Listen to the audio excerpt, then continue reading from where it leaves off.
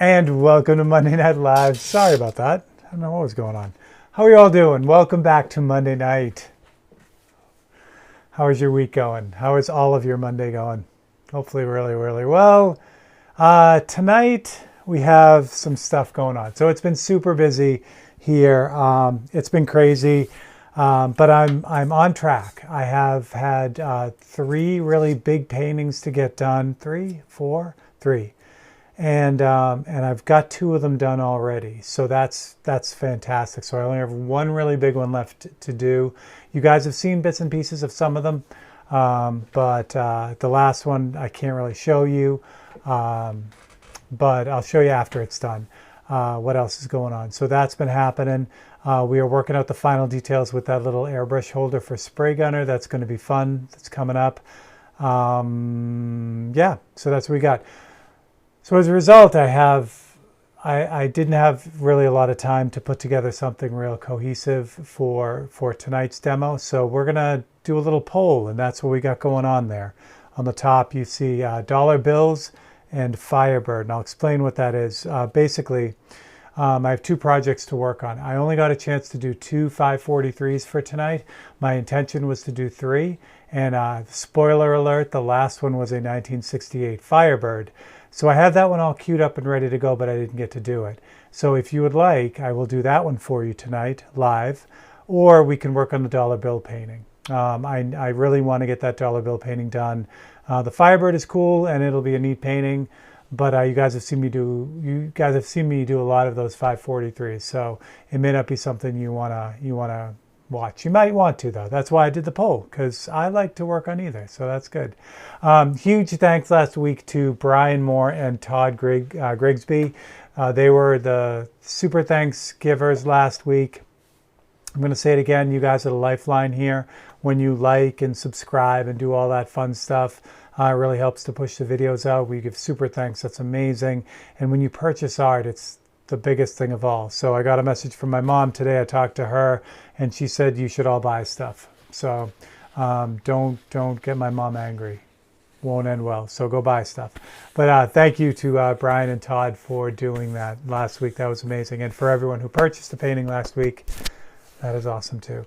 The only other thing that's going on, those 2 paintings are still for sale on my site at half off. You're never going to get a better deal on that, especially on a razor blade painting. So if you had any inkling on getting something like that, those 2 are still up there and they're ready to go. All right, so that's all we got. So we're going to look at the 2. I do have 2 543s.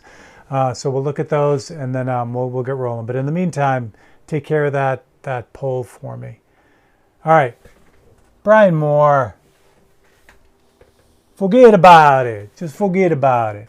So it's funny. Last week, Brian Moore and Todd both gave me super thanks. And I'll give you another spoiler. They are the only 2 on the list to win tonight. Everyone else has already won. So place your bets for tonight. It's a 50% chance that one of those lovely people is going to pull it off. So I'm just going to do all this. I've got all that. Move that over here. I am on track. I have time-lapse videos for tomorrow, which I'll talk about, and I have Open Studios stuff for Wednesday, so we are in good shape. All right, come on. I want to be able to see. I'll look over here, and then I can do that. Looks like Firebird is running away with it. That's awesome. Okay, good. We'll let that run for a little bit, but it looks like you guys want to see a Firebird. And it's one of my favorite cars, so that works out well. Hello, Dan Mayer. Hello, JC. Good to see you again. My lovely Aunt Paula. Hello. Dan Mayer. Dan, you got the notice that your painting shipped today. I was terrible last week and didn't get things out until today, but they're on its way. Hello, Wayne. What's up? Brian, what's good? What else we got? Michael McClung, what's up? It's cool hanging out with you over the weekend on your feed. That was great. Miss Honey Rivera, hello. Yay. Hello, everyone. Oh, just lost it there. I saw someone new, too. Oh, Rhea, thank you. Rhea, oh, Rhea's on. I gotta do this too real quick. Wait, there was a new person. Rena. Hello, Rena. Rena's new. Welcome. Patty, what's up, Patty? Abby, your painting's on the way too.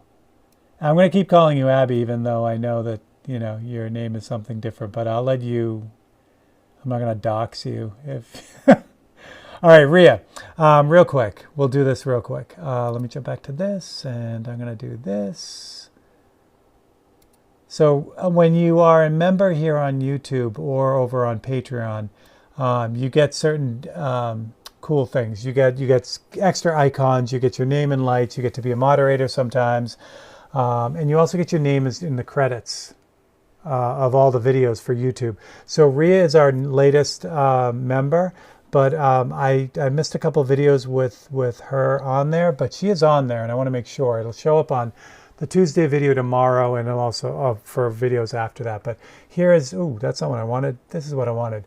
That's the end screen you see at the end of all the videos. But there's Rhea right there. I wanted to make sure that she knew that she was in good shape on that. So there you go. How is this working out? My tablet is slowly dying.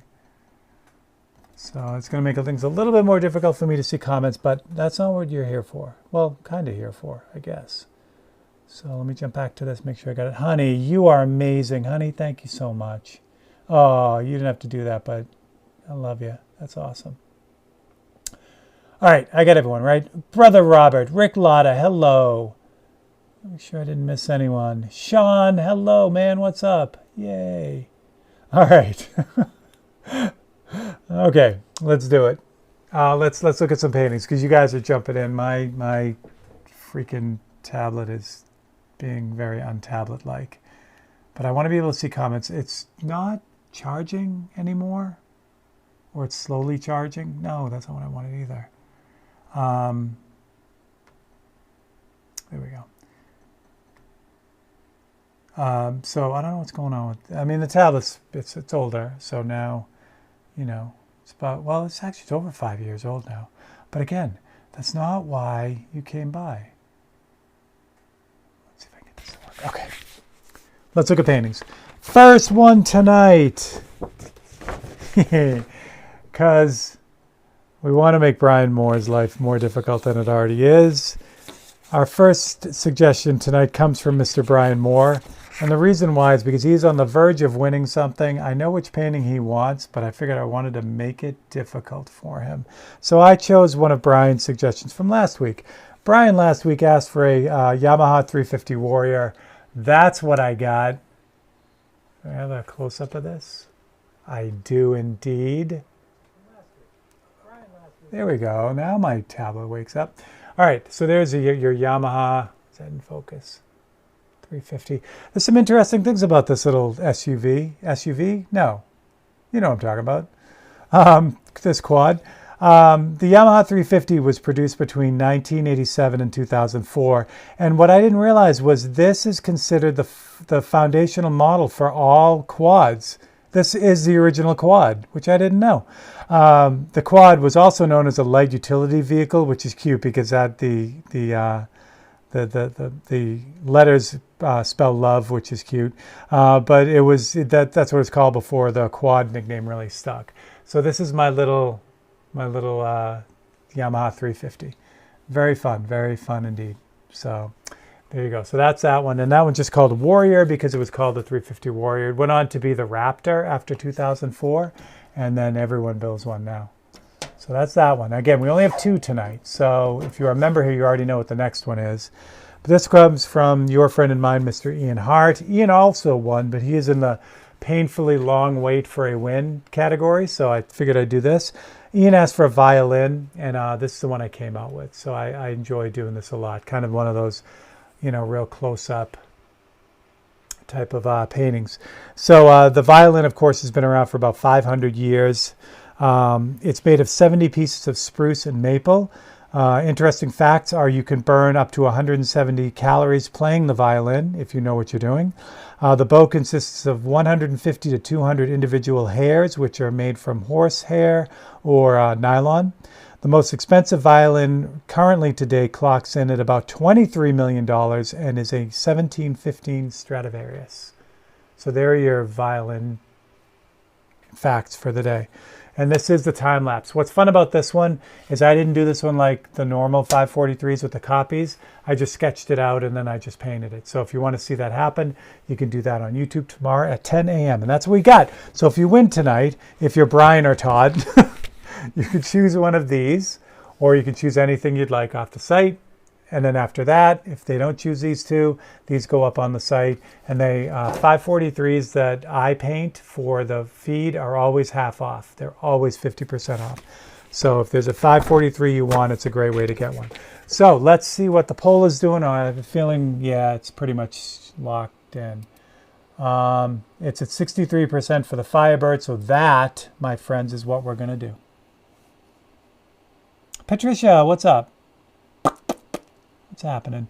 Mr. Patrick from Western Massacre Lock Sport. If you're not following Western Massacre Lock Sport and you're into lock picking or didn't know you were into lock picking, it's pretty damn cool. So Pat's got a great channel over there. So go sub to him.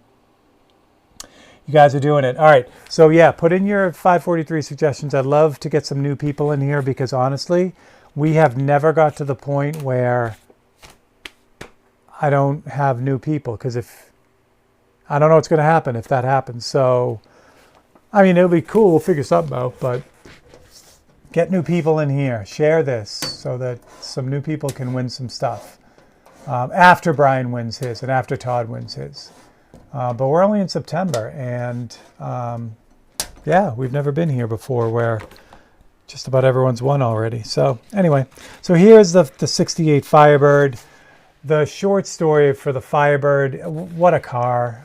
It's that pony car era, the Mustang, the Camaro, and the Firebird.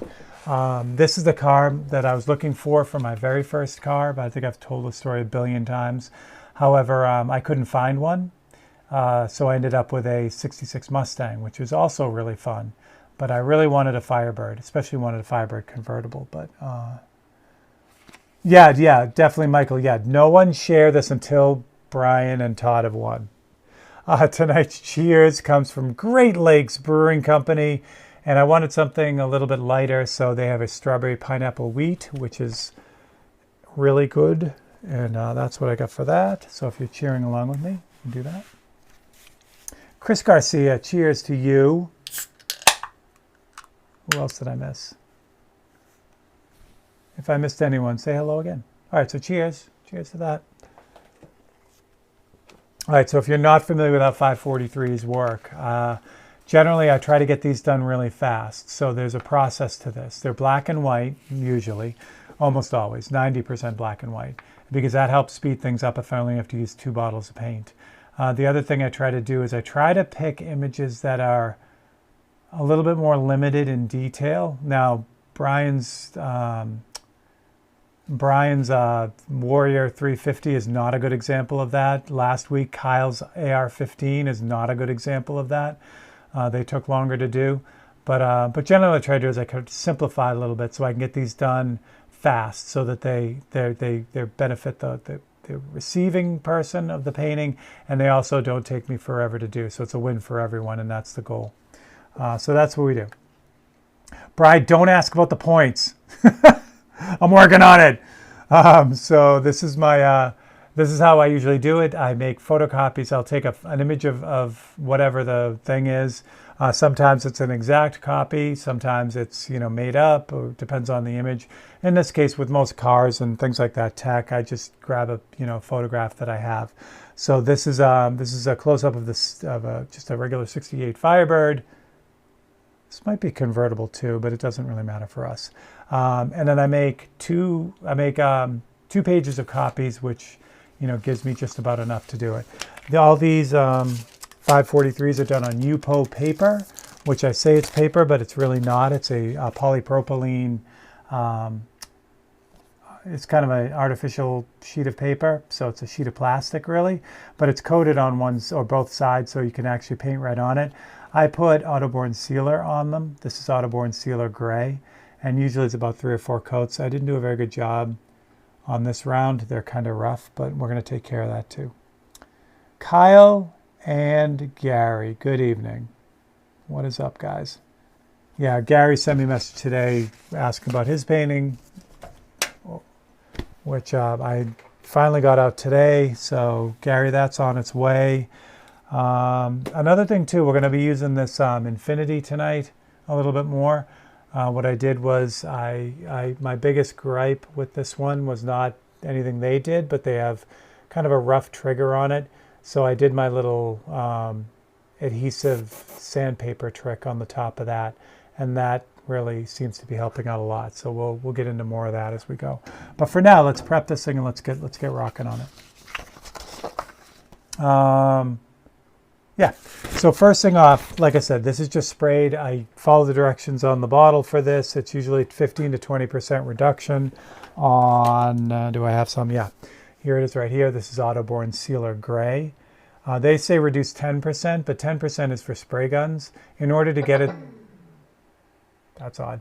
In order to get it to go through the smaller airbrush, which is what I use, either the Grex, this is usually the go-to one. This is a 0.7, or you can get it to go through a 0.5 millimeter brush. You have to reduce it to about 15 to 20%.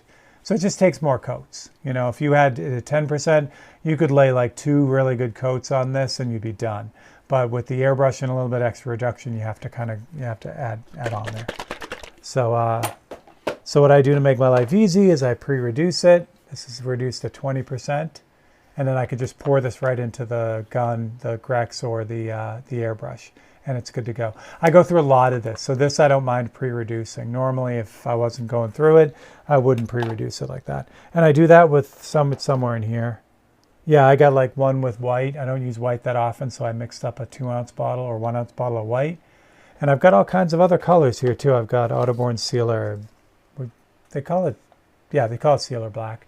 So this is Sealer Black, in case I need to use that. I got blue here, red, it comes in all different colors. Anyway, all right. So first thing I'm going to do is I'm going to take a little bit of 600 grit sandpaper and a Scotch-Brite pad, and I'm going to sand this smooth because there's some little nibbies in it, you know, little dust bunnies that kind of get stuck in it. And plus, you know, if I don't do a very good job spraying it, which I didn't do this time, it's got a little bit of a rough surface to it. So, so this really helps to smooth things out. And I do this on everything. You know, if I have a chance, like clayboard, I'll do the same process on clayboard, or, you know, plastics or whatever. It's just the Autoborn Sealer just does a great job sticking to everything, and gives you a really nice surface to spray on. Michael McClung is working on a sheet of glass, which is, if you've ever airbrushed or painted on glass, it's notoriously hard to do because you just have a surface that the paint doesn't want to stick to, and it's super smooth, so it tends to spiderweb a lot, and it just gets crazy. So this Autoborn Sealer really helps to kind of mitigate that and make it really nice to spray on anything you're working on. And if you're working on a piece of glass like Michael is, you can use the transparent sealer. It's the same stuff, just no pigment in it. So you could do the same thing. You spray it, you can sand it, and it's relatively transparent. I mean, if you need something like glass transparent, the sealer is going to have like a fog to it, so you can't do something like that. But in all other instances, it will really, really work well. Yeah, Brian, the sealer is awesome. So you were talking about gesso, Brian. It's a lot like gesso. It performs the same function, but it's just a lot thinner than gesso. So you have to kind of keep that in mind. Like, I wouldn't use Autoborn Sealer on a canvas. I mean, maybe I would. Yeah, I think I would, but you can't sand it, you know. With gesso, it goes on so thick, on a canvas, you can sand it and do all kinds of crazy stuff. This stuff, I don't think you can build it up enough to get by the grain of the fabric, you know, the weave of the canvas. So next thing I want to do is, once I've got it sanded, I just take this used Scotch-Brite pad, and it's really, really soft. It's probably the equivalent of like 2,000 grit sandpaper because I've used it so much. It originally looked like this. This is what the gray Scotch-Brite pad looks like, and it's really tough, you know. But after you use it a million times, you get this, which is nice. So it just kind of takes whatever little scratches are left from the 600 and just kind of smooths them out. And that's ready to go. Brian with his winning painting. Todd's on the list too, guys, so just be ready. Be ready. All right. So there you go. So now that's all ready. And I'm going to be real careful not to put my greasy fingers on this. So hold it by the edges. And you notice when I was holding it down, I was either using the sandpaper or I was using the Scotch-Brite pad, you know, to hold it down. Because I don't want to put grease on this because it'll resist the paint later on. All right, first thing I want to do, this is, so these are all 3 by 4 inches, but the page itself, the piece of Yupo is 4 by 5. And I do that because when I put the mat on it, I want a little bit of leeway to kind of make sure everything stays together. Pretty cool, Steve. I had a problem with paint lifting. Yeah, no, Michael, I would expect you wouldn't. Once you got that sealer on there, and, you know, it won't skate around as much either, which is great too, because you've got that nice, you know, sealer finish instead of the glass. So what I'm going to do is I'm going to mark off, you know, 1/2 inch. Just get this closer, I think. Hold on. Since we're getting into the weeds now, so to speak. There's Todd. Todd's cheering for Brian. Let's see what happens. Let's see what happens, boys and girls.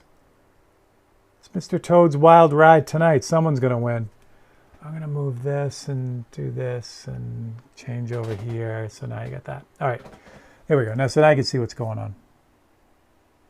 Oh, I don't know what I did there. Whatever. Oh, I paused my own video. That's interesting. Anyway. Okay, so yeah. So now what I do is I just mark off 1/2 inch marks, little tick marks. And what this shows me is the actual size of the 543. So this will bring this, you know, the image down to the 3 by 4. So I'll paint a little bit beyond that, just so, again, so when I mat this, I'll have a little bit of leeway to work around. And this next step goes all the way back to my illustration days. I just can't get away from it, which is fine. And that's kind of taping off the border. The other thing, Brian, you had mentioned Frisket. I'm going to do a little demo on Frisket or a Monday night. I just, I need to order some. I thought I had some somewhere, but I do not. So that's coming. All right, so I'm going to use some tape. This is 3M. It's roughly the same kind of stuff as the FBS tape, which is what I usually use, but I ran out and I have some of this stuff and it works the same way. So it's just a real thin, like paper type tape. I don't know if you kind of see through it, but it is see-through. So now I'm going to come off of these little tick marks by, I don't know, about a 1/16 of an inch, maybe almost an 1/8. And this will set up the border. Again, I don't need to do this. All of this is underneath the mat, but I just like the look of it. You know, I like it. It's nice and clean and that kind of thing. Classic car doing a burnout. That's a good one, Michael. So I'm going to use the same piece of tape because I'm a cheap bastard, and just rinse and repeat. So this next section here, these lines also, these edges don't have to be super clean either. You know, I'm using my knife to cut them out, and then I'm just reusing the tape because, again, all that's going to be underneath the mat, so I don't have to worry about that. I'm going to change the exposure to a little bit once we get going because you're a little bit bright. And I can get 3 sides out of this tape, and then I'll waste 1 piece for the last side. And yes, I did, the last roll of FBS tape was 1/2 inch wide, which was perfect. I could just roll it out and put it on there. There you go, Chris. Yeah, the purple tape from, I do have some bigger rolls of that stuff. Big rolls, like 2-inch rolls. Have to try that. Oh, the tape just went in the water. Let's see how that works out. It rolled off the bench and went right into my spray out bucket. We've decided we're not going to have a what could go wrong night or week this week. Last week took care of all that for me. Kids are begging for tape in Africa. I thought it was China. All right. And that's it. So now I don't have a, I will get a mat for that. Let me also change this. Hold on. Because you are at a very high, ISO, which is not ideal because everything's washed out. There we go. Okay, so there we go. What I do, and you guys have seen this before too, I have a metal, this is really pretty. I took a page out of Gerald Mendez's book, and I got a piece of steel, and I put all kinds of grinding in it. I'll wipe some of this off so you can see it. And once I did the grinding, then I used that Autoborn sealer on it, and then I sprayed it with Candy 2.0. You're not going to get here because there's a ton of paint on here, but you'll see kind of what it looks like. So the whole thing goes from blue to orange, which is kind of my company colors. I did the whole panel as that, but again, this is like 12 years of paint here that's not going to come off easy. But anyway, kind of get the idea. Really kind of cool. So then I clear coated it with automotive clear, put a big fat magnet on the back, and that's what I use to hold these things. Everybody thinking about to go on live Tuesday night. What do you think? Oh, cool. Yeah, Michael's thinking about changing his times up. All right, so I put little photo corners in the corner. We're going to move the camera a little bit so you can see what's going on. And then I'll switch back and forth between cutting and doing whatever. All right, so how do I approach this thing? Again, the idea is to save a little bit of time, you know, to make it a good painting but not as complex. So first thing I always do with the 543s, you'll notice, is generally they don't have backgrounds in them, because that's just one less thing that I can leave out. Still be a good painting, but save a bunch of time. Again, because you want it to be kind of a win-win for everyone. And if I spend, 8 hours on it and get $100 for it, I will not be able to stay open for very long. So we try not to do that. So I take one of them, that goes over the side, which you'll just barely see over here. That's my reference, so I can just keep looking at it. And then the next one I start cutting up. So the first thing I'm going to do is the background here, which is the ground and the little bit of area where you can kind of see up here. There's not a whole lot of background in this one, but there's enough. If there's like the AR-15 that I did last week, sometimes there's no background, and then I just kind of got to go for it. So it depends on what's going on. I'm going to have to store my background. Yeah, backgrounds depends on, I guess what I'm working on. I almost did a bad thing, man. That could have been a serious one. So I dropped my knife, and my first instinct was to grab it as it's falling. So if you're working with these things, your first instinct is to get the frick away from it as it's falling. Get every part of you away. Let it fall and then pick it up later. Because I have stories about getting damaged, and they're not fun stories. All right, what do we got here? Oh, is that right? I'm going to go with this. It's all pretty dark under here anyway, so it's not going to make too much difference. But anyway, what I try to do, again, I talk about it a lot. If I can, I try to leave out super intricate areas, which is why these close-ups work really, really well, because I can cut out things like, the wheel isn't bad on this one, but, if the car had like a wire wheel, I don't want to be doing that because it's just going to take way too long for the painting, What's this guy got? Hood scoops. Must be north of 400 motor on this one. Let's see. There we go. So that's it. That's the whole background. So that's the foreground. I've got the foreground here, and that's ready to go. Normally what should have happened is I should have pre-cut all these so you guys didn't have to really watch all that. But this will be good. You guys will be able to see how it all works. So what I'm going to do is then I'm just going to line this up in the middle, or where it should be. You also notice that the image doesn't go all the way to the tape. So that's that extra I was talking about. Split bumper Camaro. Yeah, that was the other one too. I would have been happy with a late 60s Camaro as well. But now, now like I think back, or I think like if I was going to get a classic car, would I don't know, would I try to revisit the things I couldn't get when I was a child? Like, should I, I was thinking about looking for like a convertible Firebird or Mustang or Camaro.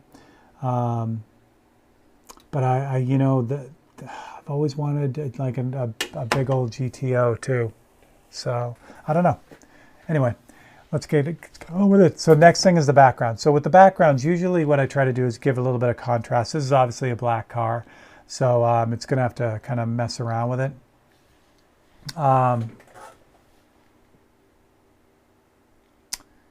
So looking at this, I think there's going to be shadow underneath, so that's going to indicate that like most of this area down here is white.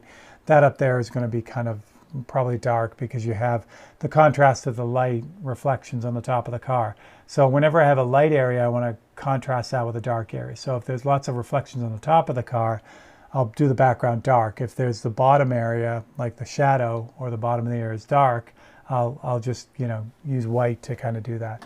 So for that, I use the Eclipse CS because it's better with thicker white paint. And then I'm going to grab, where did it go? Here it is. This is opaque white. It's mixed 2 parts paint to 1 part reducer, which is good for this airbrush size and other things. Honey, I do love the 3000 quite a bit. Ian, I don't have enough for an E-type Jag. I don't have enough for a Firebird either, so there's that. Anyway, so the white I'm going to start in here in the bottom, and I'm just going to fade it up to where the shadow underneath the car is going to be.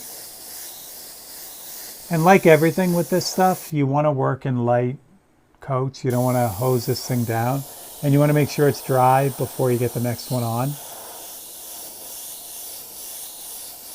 Incidentally, if you're enjoying tonight's episode with me painting 543s, one of my big jobs coming up at the end of this year and the beginning of next year is to, for the Patreon members, I'm going to go back through all the time-lapse videos one at a time, and I'm going to put narration with them all.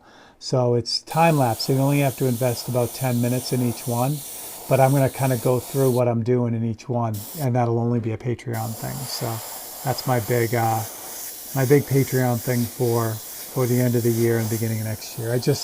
I need to get a really good overdub mic so that it doesn't sound trashy. All right, so a little bit of white there, and I'm going to leave the white in the brush. It's really nice to have a few different brushes, so I'm going to use the white for all the other, you know, white parts of this car, which we'll get to in a second. The next thing I want to do is I want to get the shading in, the darker areas in the background. So I'm going to do that, and we'll try out ye old Infinity here, the harder brush. So this one I'm going to use a really reduced black, so opaque black. Mr. Anderson, I didn't see you there. There he is. What's up, Scott? This is 1 part paint to 10 parts reducer. And for all intents and purposes, I've got to the point where I've run out of 4011. So everything you're seeing here is a new 4021 reducer. So it's working out quite well. All right.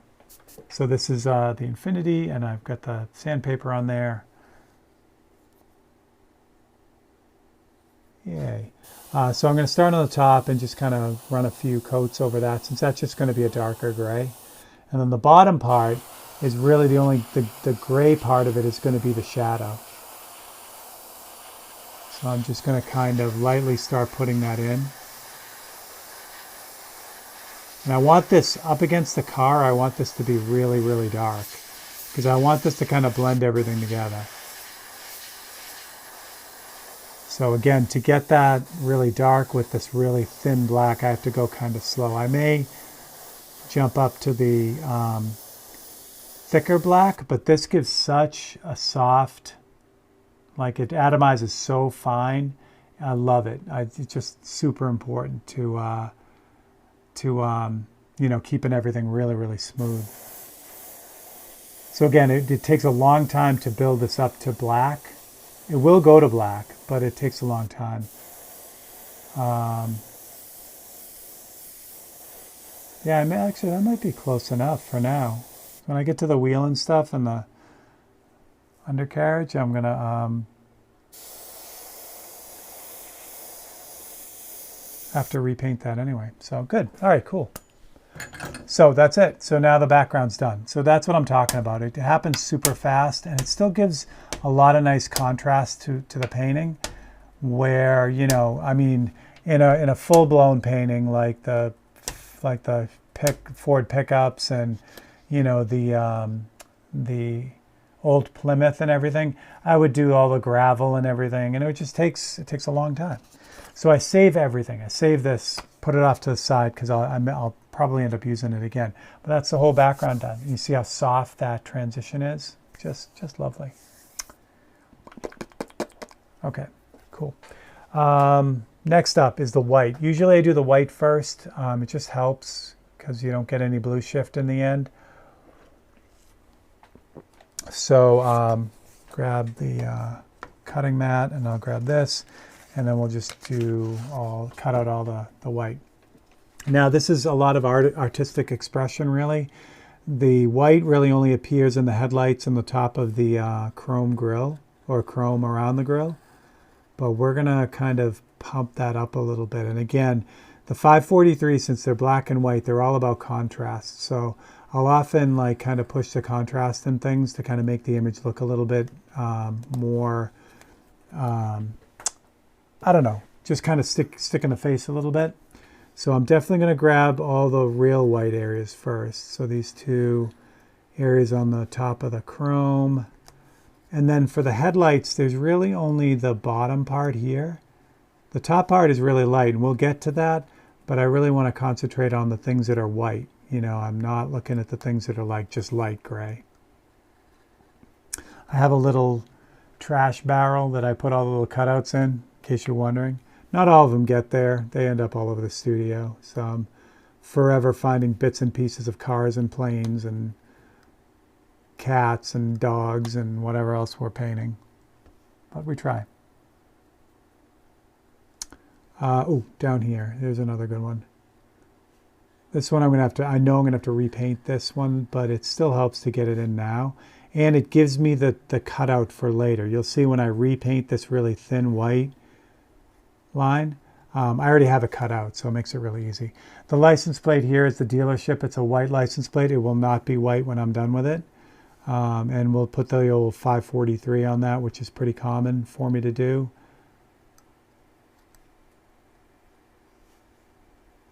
So for reference photos, I often use car dealerships because most of them, they don't care. And especially for these, again, you know, it's nice to get permission for everything, but I try to pick photos that it's pretty obvious that someone doesn't really care. You know what I mean? That like they're just taking shots with their cell phone and it's just going up on the, you know, the company's website. I really, really try hard not to use professional photos, you know, photographers' work. And I know that's kind of, you know, like I said, you should get permission for everything. But these things fly by so fast. You know, I kind of do the naughty with this stuff and just kind of use the photos. I do try to change them as much as I can, but a lot of the cars, you can't do much with that. You know, you can't change them around. I should have grabbed a painting, a 543 where I change it a lot, but maybe we'll do that another time. All right, so that's all the hardcore white on here, except for the Firebird, the name. Well, we're going to cut this out now. We're not going to be able to use it now, but I'll cut it out now because I'll use it later. You'll see what I mean when we get there. So I'm just going to cut out the letters. The little actual fire chicken here, I'm going to leave. Nah, maybe I will cut it out. It's more gray than it is white, but this will work. No, I'm going to leave it. That's it. No, I think what I'm going to do, Michael, I think I'm going to just make it gray and put 543 on it. So again, you know, the idea is to minimize the damage, minimize the amount of time, you know what I'm saying? So I try not to get too tricky with them. And again, that's the goal. The goal is to try to come up with a positively good painting without spending, 18 hours on it, because then they wouldn't be 543s anymore. So now I got to get this lined up. And this is, now that we've got stuff down, I got to be kind of careful with this, because everything else is going to be based off of this. And if I screw it up, it's going to make the rest of the job much harder. So we just line that up.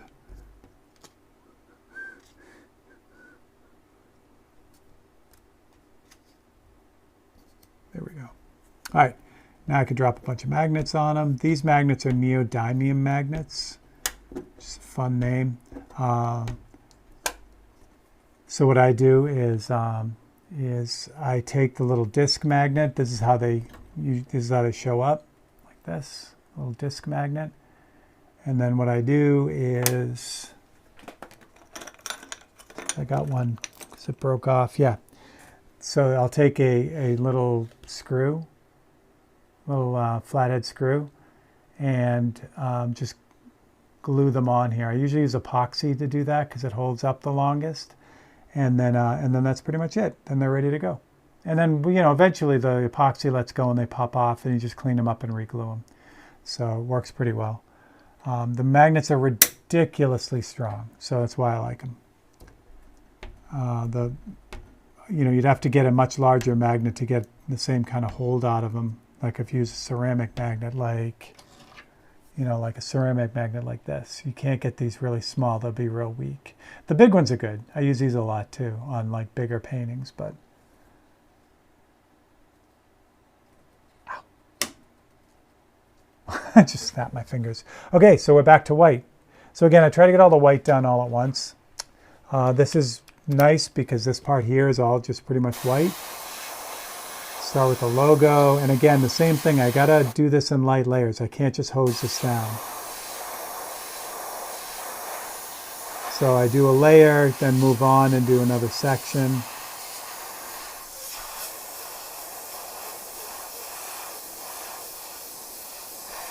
And then jump back to where I started again and repeat. So easy to push this and try to like get it hosed down, and then it just goes underneath the paper and it makes a mess. And you know, if you use these photocopies and are wondering why everything you're doing is really fuzzy when you pick up the copy, it's because you're putting down too much paint, or there's just too much air, you know what I mean? So so just take it slow, you know, put the coat on, then move on.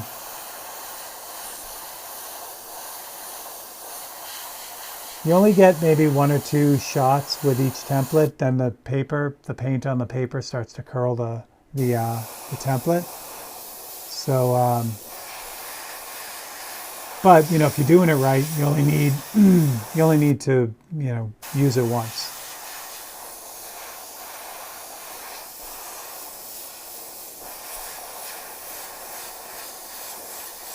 That looks pretty good. I'm going to still leave the white in the brush just in case, because I'll need it for the logo later.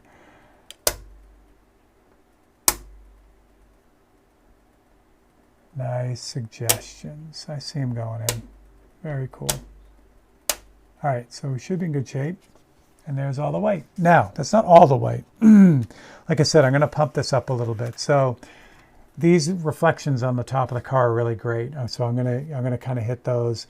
The things like the marker lights and stuff like that, I want to hit that with a little bit of white too, and just, you know, stuff to kind of pull out the details a little bit. I want to make sure that's dry before I put anything on it though, because I shouldn't be putting the cutting mat on it anyway. But whatever. They discontinued the Maxima, huh? That's interesting.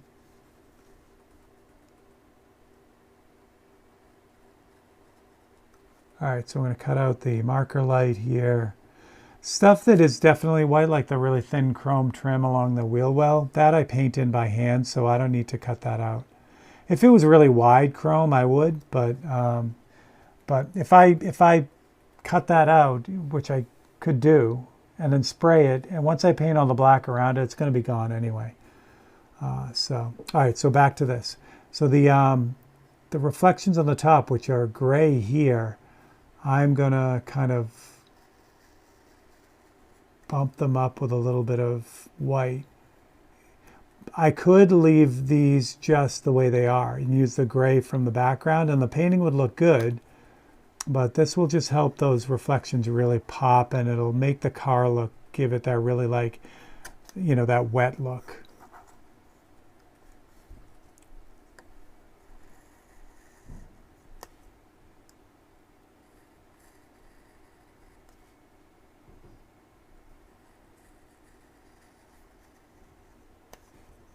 Here we go.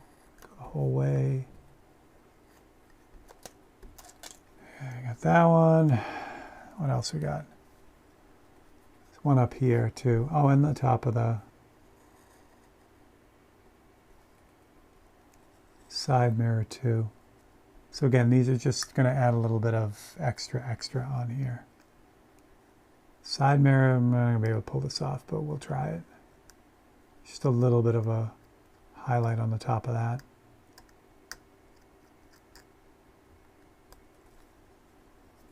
All right, and one last thing, just because we're there, I'm going to do the windshield too. This is a pretty common trick, I guess, for these paintings. So you kind of add a little bit of white on the windshield, and it makes it look like it's glass. I'm feeling good about that. This stuff I'm going to leave is the gray. That's good. That's going to be painted in by hand. So that's good. And the wheel down here, the wheel down here is pretty dark, so I'm not going to worry about that. Okay. They might bring it back as an electric type. That's interesting. I guess everything's going to be electric sooner or later. I saw a thing from Ford about how, oh, I got dirt on that. That's unfortunate. How they're going to keep making, they have no plans of stopping producing the Mustang, as long as, you know, as long as the regulations will allow them to make a V8 coupe kind of thing. And, you know, it'll always be, you know, gas powered.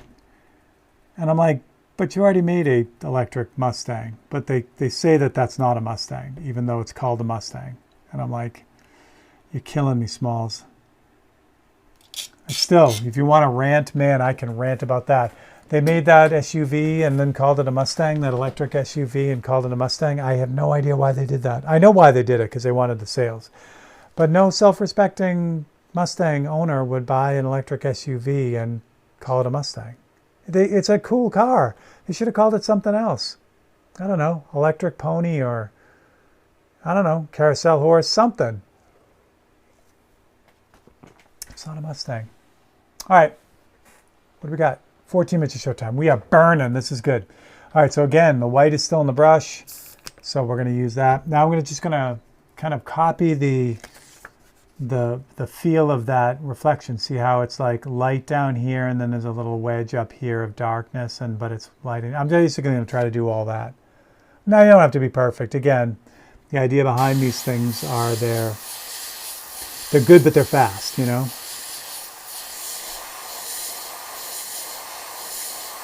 So again, this top edge gets it, but the bottom is just going to be overspray down here. Even though I cut it all out, I'm really not ever going to spray there. Same thing up here. These start at the spikes, and they kind of just fade out from there. Same here. I'm going to get that. I'll do this darker in a second here. So we're just going to get the whitest areas done first before I start worrying about the fades. And then since I'm up here, I'm just going to hit the windshield.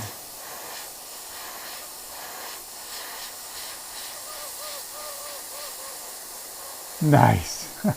Thanks, JC. All right, what else we got?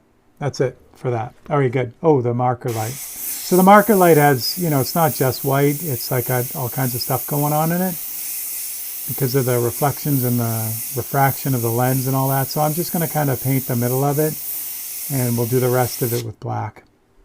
All right, now for the fade in the middle. So the air is going to hold down the template for me. And I got to get right around this little spike here.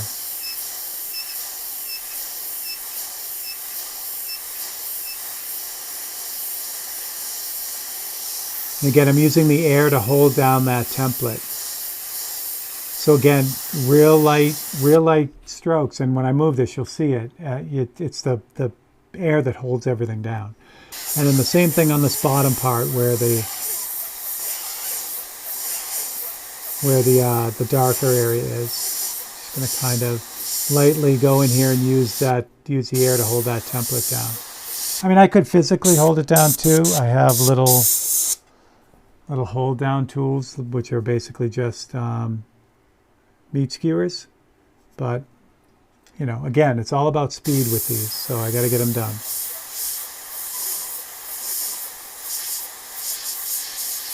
Here we go. Anything else? Am I missing anything else with the white? No. I'm still going to leave the white in there, again, because I don't have to clean it out. There we go. These little magnets are also neodymium too, so I just buy all different, they're all different sizes. Little square ones, little, you know, bricks type ones, little tiny ones. So they're really cool. And I want to make sure that I think we're focused. Yeah, we were. Okay, good. All right, so now I'm going to take this off and see what we got. Before I take this off, I got the black in the brush. So we're going to finish the marker light since it's already set up. Again, the marker light has a bunch of stuff going on in it, so we're just going to kind of like wing it. Oh yeah, this trigger is much more comfortable now with the extra padding.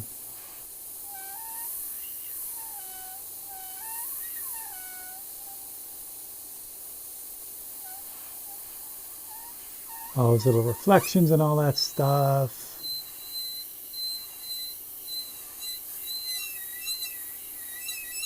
Yeah, and the squealing of the template is something that we just live with.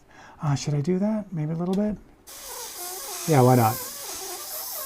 Gonna add a little bit of darkness to this reflection up here, just because I want to. James, what's up, sir? Mr. Cully, what's good? All right. So let's see what we got. Ta-da! That looks too dark right now, but it'll be all right because I'll make everything else really dark. The other thing I want to do too, because I put the dirty cutting mat on the headlight and it got dirt everywhere. So we're just going to clean that up real quick. I could scratch it, I could erase it, but the fastest way to take care of that is just spray over it.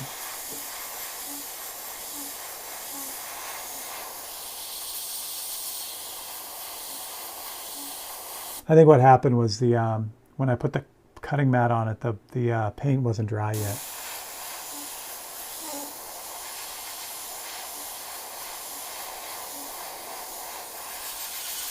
Good. That works. That's that. So we got the windshield is good. So that's pretty much all the white. That looks good. All right, so we got that. I'm going to still save all the white templates again because I need the little Firebird logo again. Once I put the, all the other junk in. So the next thing is this isn't how I normally work on a big painting, but this is how I work on the 543s.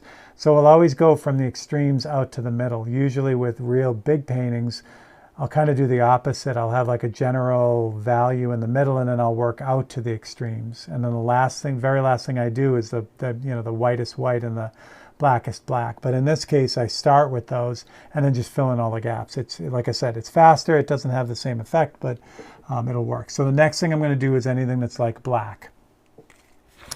So in this case, you guys are going to get it all. I just realized there's all kinds of fun stuff going on here. Let's push these magnets up a little bit so it lays flat.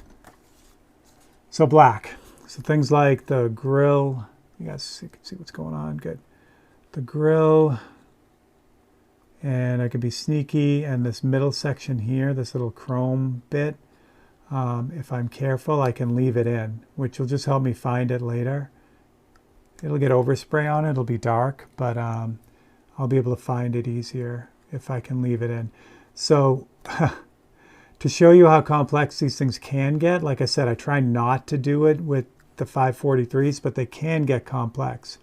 Real quick, let me show you the cutout for the Yamaha, that 350. because I save all the cutouts every week.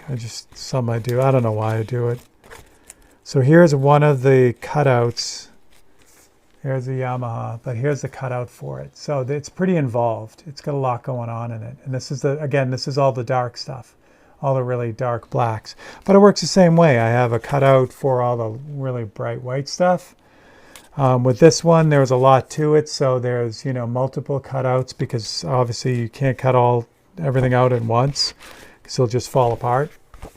But this one, this one will be pretty straight ahead. So again, I wanted to scramble Brian's brain in case he won. All right, we got this going here. Pumpkin pie. I love pumpkin pie. All right, get that out of there. What else can we do? Yeah, why not? We're going to do this. And also details too, like this reflection right here. Well, I should really leave that in, shouldn't I? Yeah, I'll leave it in. But a lot of times, like with complex reflections, I'll take them out. This is the reflection of the headlight, so I kind of need to leave this one in. But if there's like reflections of trees and stuff like that, on a 543, those always get taken out. It's just they don't do anything for the story, and they just take a lot of time to do. So we just take them right out. But with this, it's going pretty good. Pumpkin cookies. Stop with the food. Here we go again. I may have screwed myself over with this because I started to cut it out, but whatever. There is an opening underneath, which we'll grab. This is all really, really dark under here. So it's all going to be almost black anyway, but if I can see something, then, I try to grab it because it helps to keep everything honest, you know what I mean? Like I try not to like cut too many corners, but if I can see it, I grab it. But again, I'm concentrating on just the stuff that's really, really dark. That's good. If I did those grill areas, I could do these grill areas.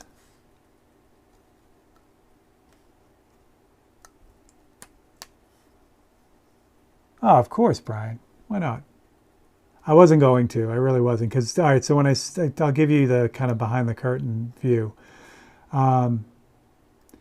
If you guys suggest something that's extremely like intense, like, there's a lot going on in it, you're still, that gives you a chance to win, but there's a really good chance I'm not going to paint that.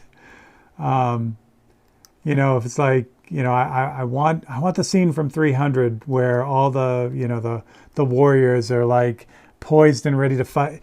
It's like that would take like hours and hours. That's not going to happen. Or if I want an accurately represented circuit board from a whatever.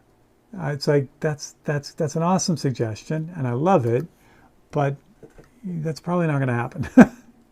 Again, because it would take too long to do and it would defeat the purpose of the painting. So like I said, I don't discourage those because sometimes I can make them work, so if you have a really wild idea, I would still say let it fly. But again, if you know that it's really complex, just have that in the back of your head that, it's a harder sell for me. All right, so the wheel, I'm going to cut out as many of the dark areas I can without having the wheel fall apart.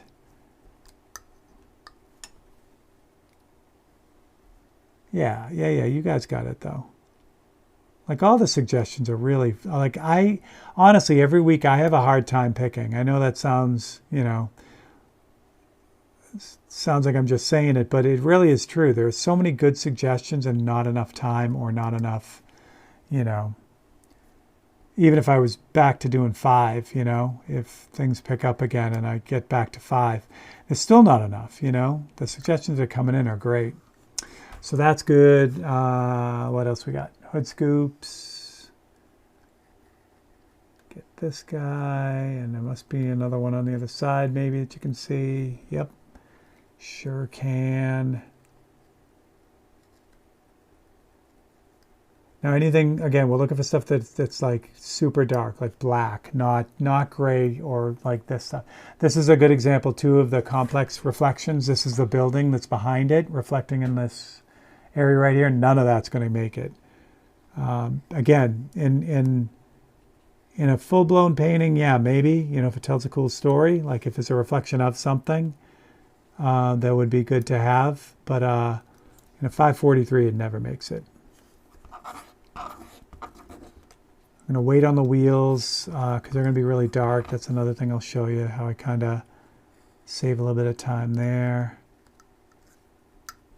All right, oops. But still, that's got a lot going on it. So there it is. That's probably not going to work, but whatever.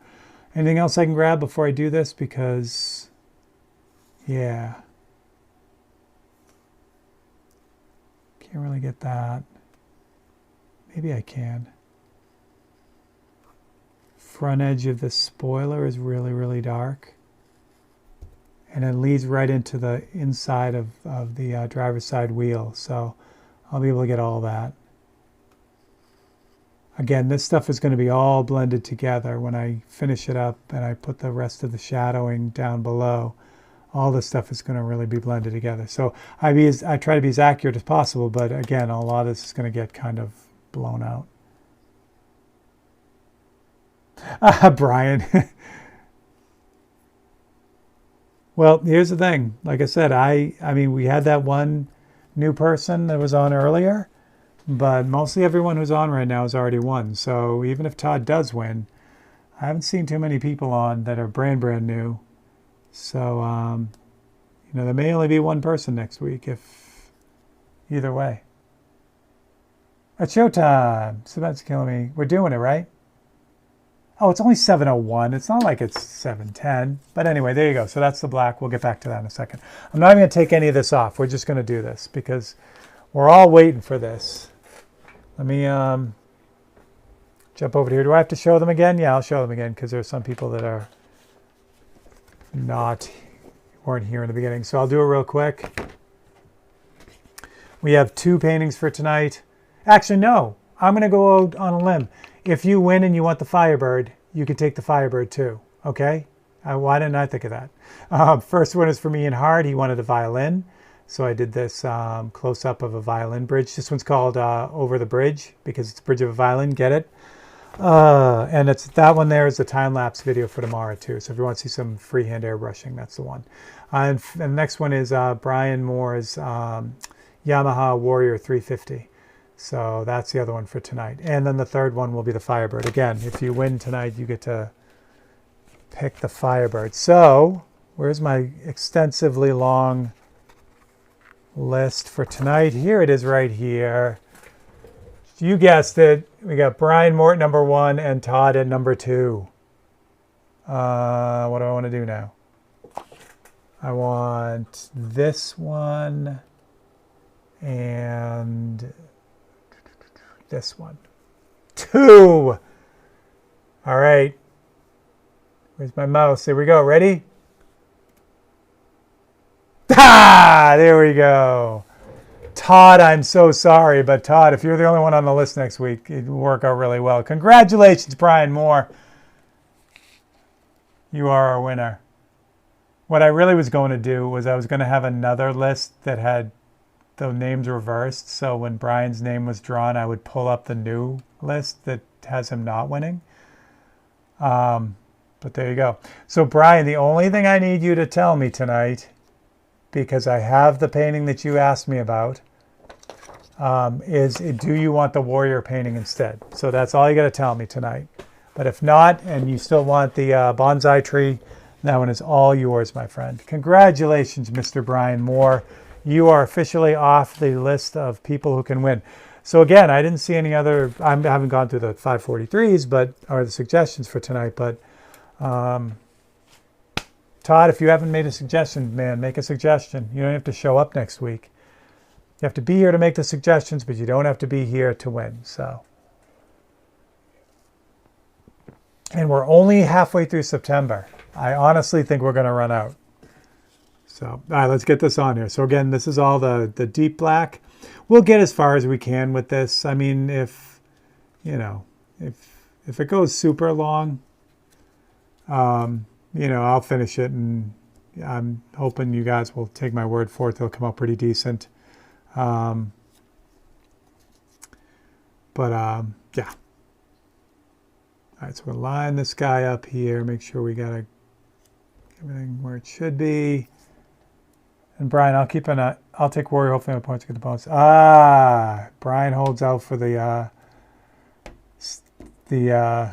point system that I got to get done. I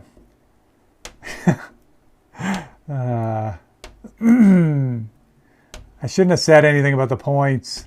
We were so close, and then everything went sideways with YouTube and Facebook. But the point system is definitely something I really, really want to get done, because you guys are the guys and girls that are here all the time and make all those suggestions and just, you know, keep keep everything rolling. That is what that whole point system is for. All right, I'm going to use a new brush for this because I had black in the other brush, the Infinity. But I'm going to use like a much thicker black, it's just reduced 1:1. Yeah, Brian, you're probably over 80 already, I think. Wayne, I think, is over 80. So again, I just got to get it done. All right, so this, I'm using the Micron, and this is 1:1. So it's 1 part paint to 1 part reducer. So again, what this does is unless there's water in it. Oops. This will allow me to paint these areas a lot faster. I don't have to use as many light coats as soon as I get that dried. There we go.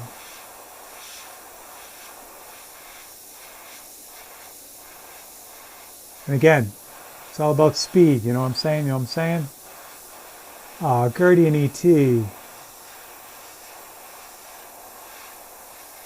I remember when that movie came out.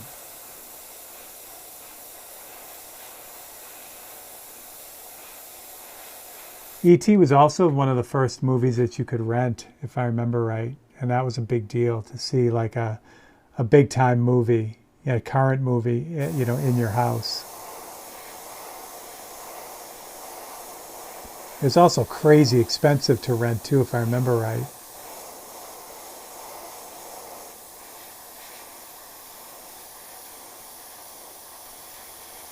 Sean, what is up, my friend? Congratulations on the move, or the process of moving.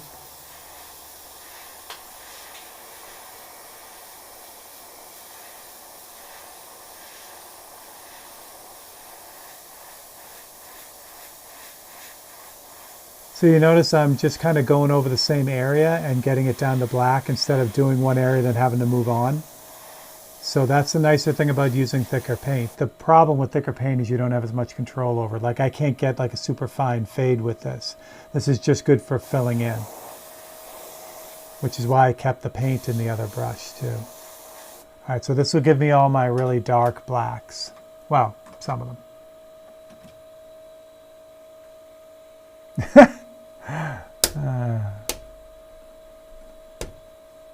So Western Massacre Lock Sport is also doing a contest over on his site. So if you've ever wanted to get into lock picking, he's doing a kind of a dual giveaway, one for beginners and then one for more seasoned lock pickers. So there's the black. Nice, right? All right, so now the next stage of black. So next stage of black are things like, you know, this area of the car. You know, that start to get into some of these areas too. Yeah, we'll get done quick. As soon as I find my cutting mat. There it is. There it is. So how do you know to go opaque or not? So that's it. So the only time I go opaque on any of these paintings is the brightest whites and the darkest darks. That's it. Those are opaque. Everything else is usually a fade of some sort. That's an excellent question. So yeah, so everything I've done up to this point, except for the you know, the fading of the shadow, has been just solid white or black. Okay. So now I start getting into the stuff where it changes a little bit, like the side of the car here, this front fender starts really dark down here, but then fades out to like a little bit lighter. Same thing in this area here. There's a little bit of fading going on in this reflection. So this isn't solid black. So that's kind of what I'm dealing with now. And I'll show you how I kind of do that. All right.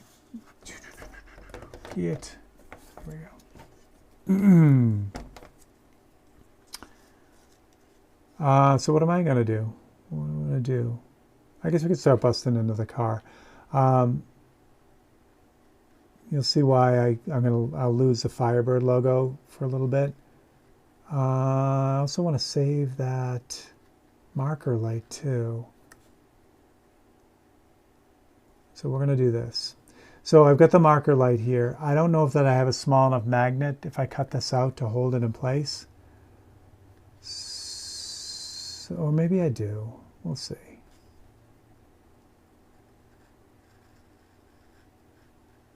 Yeah, what the heck.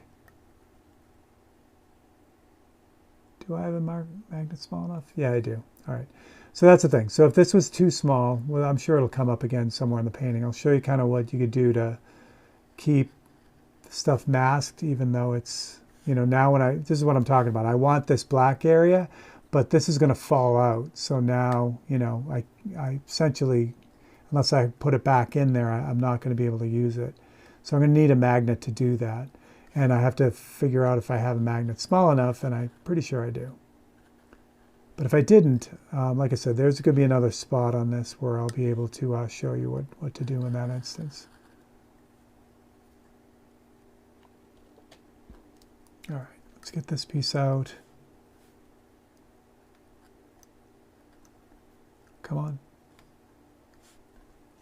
Really? There we go. Okay, so that's out.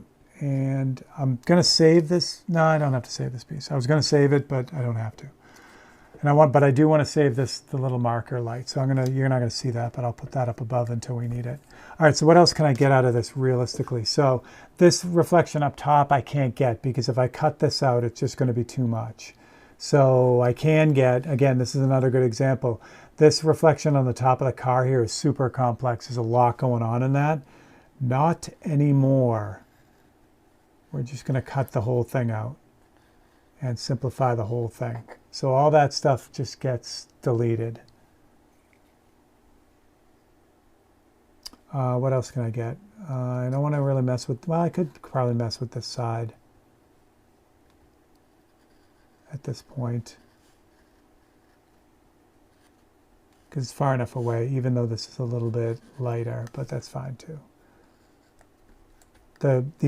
Ultimately, the license plate will stay the gray of the sealer. I'm not going to put any paint on that, which is easy. Is there anything else I can grab? I did the wheel. I can't get that. I guess I can get the other side of the wheel maybe, or the sidewall of the tire. Same thing. This has whatever kind of tires on it. I can't really read that. And those white letters, they're gone. On a real painting, they'd stay. I think it's BF Goodrich. I'm pretty sure that's what that is. But in any event, it doesn't matter. They're gone. Because again, anywhere I can save a little bit of time and not have it impact the painting is a good thing. Anything else? Well, I can't get rid of all these complex reflections because it'll just, you know, just take away from the painting. So I could take a couple of them and leave them in. Which ones you choose is kind of up to you. Again, I would probably avoid anything that looks like something like a building, because then it makes it, you know, that you have to put all of that in. But if it's just like kind of a nondescript reflection, I'll leave it in, like up here and stuff. And maybe here too. Oh, could I get that whole thing? Yeah, I can.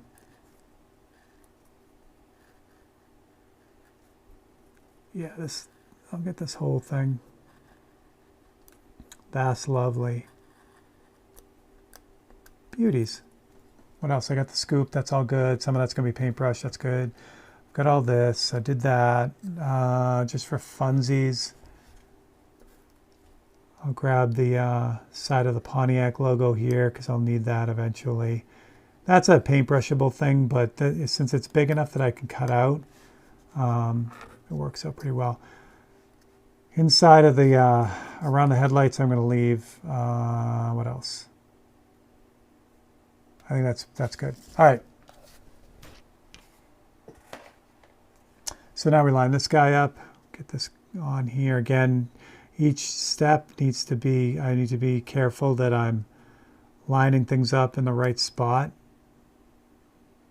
because the worst thing that can happen on a 543 is that I have to do a what could go wrong. You know, if I have to stop and fix something big, that's bad. Because again, the whole point is that, you know, I'm not spending a ton of time on this. And if I have to stop and fix something major that went wrong, that's bad. So taking a few extra seconds to make sure things are lined up is good. Good. All right, so I've got, again, now that we start dealing with some of the stuff that's fading in here, like in the side of the fender here. So I'm going to use the dark air. Oh no, I almost screwed up. Again, that's what you're here for, right? To tell me when I'm about to screw up. The marker light. So there's my little cutout, and I can kind of line that up where it should be. And chances are I have a magnet that's small enough for that.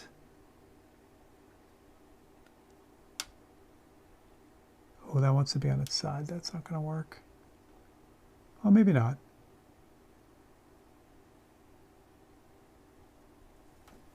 All right, that'll work. So now the magnet. So again, if I didn't have a magnet small enough, I would have to do some other jazz. Hopefully that pops up on this painting. All right, so I'm going to use the 1-to-1 to start, because it produces like I said, the heaviest black, the nicest black. And down here, it's pretty much all black. But I don't know if you can pick it up in the camera. I mean, that's a pretty nice fade right now, but it's still not as nice as the other fade with the thinner black. So I'm going to use both. So I'm just going to run across this whole thing and get the real dark stuff in first. It comes up to roughly about here. And I can kind of hit that a little bit harder and kind of lock it in. Where I got this stuff going on here, I don't want to go too dark, because I want to be able to see that opening in the bottom of the car. And then the sidewall of the wheel is pretty much black, so I can just paint that in.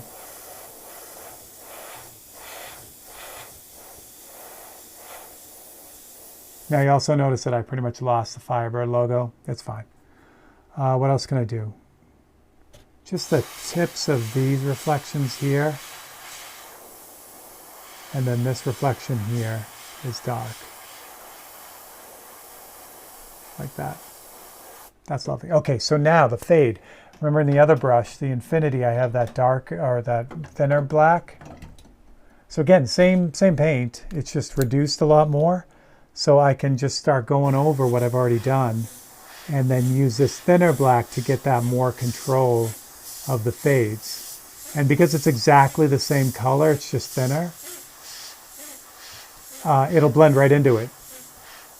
So I don't have to worry about any of that. So now I can do, like on the top of this, I can do that, you know, that really soft fade from the front of the car back, which I couldn't really do with the more intense black, the more unreduced black.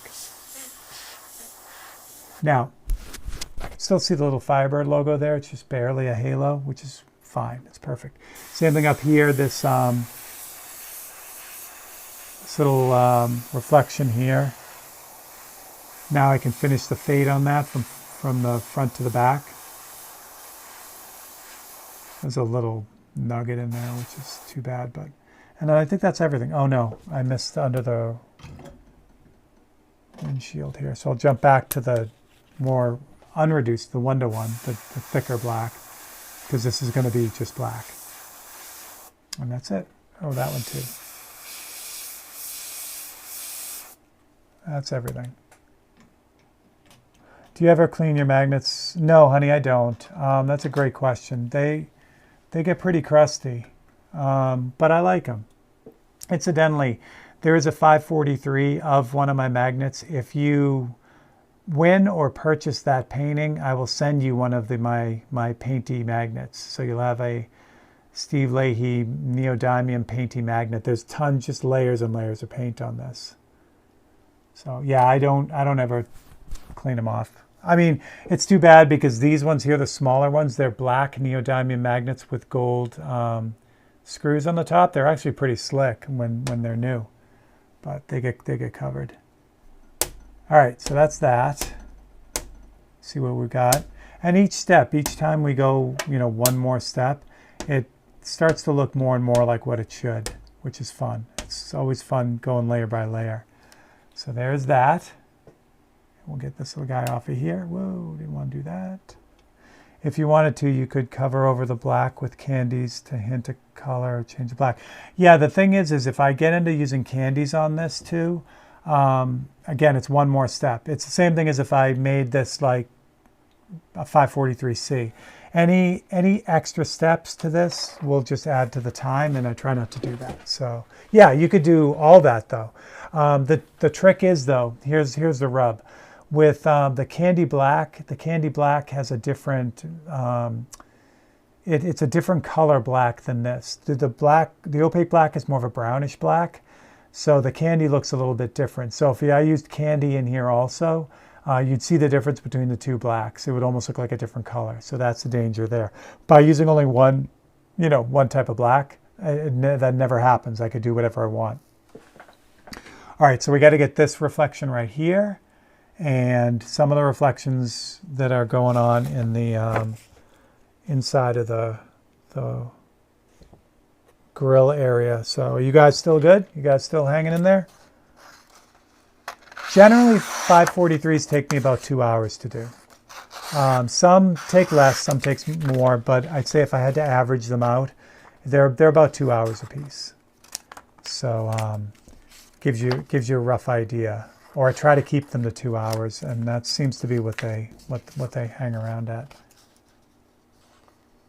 Did the door need to be darker? Oh, I totally missed that. No, I didn't even cut it out. Yes, the side mirror does need to be darker as well. So that's on the list. Good eye. Good eye. So let's get to that stuff. I still got to do the wheel, the bottom spoiler, the rest of it. So yeah, we're getting there. So let's get those things. So first off, because you mentioned it, we will do the side mirror. Oops. That was kind of a shady cut, but that's all right.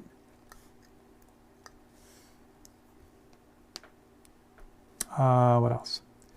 Oh, yeah, of course, this whole thing.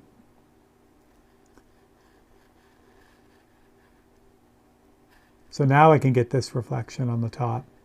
And it's fun because I'll be able to get the unusually large gapped hood. It's probably not a good look there, but whatever. And then this reflection here. And what I'm going to do is I'm going to cut out the scoop as well because it'll be nice to feed it right into it, so I don't get any kind of weird gaps between them. La la la la la la la la. There's that one. Again, I'm not paying any attention to all those micro, small reflections that are going on in that. They're gone. None of that. This little horizon line in the chrome I can do with a paintbrush. So what I really want to grab is this area underneath the grill. I mean, underneath the... Well, yeah, the bottom. Oh, I went too low on this. That's all right, too.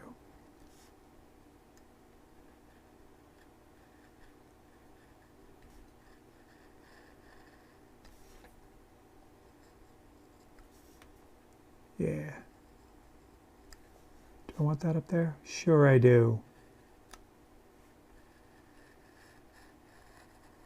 Because this is pretty dark. The details on the chrome will probably be a lot of paintbrush stuff. So we need that. But this guy comes out, hopefully.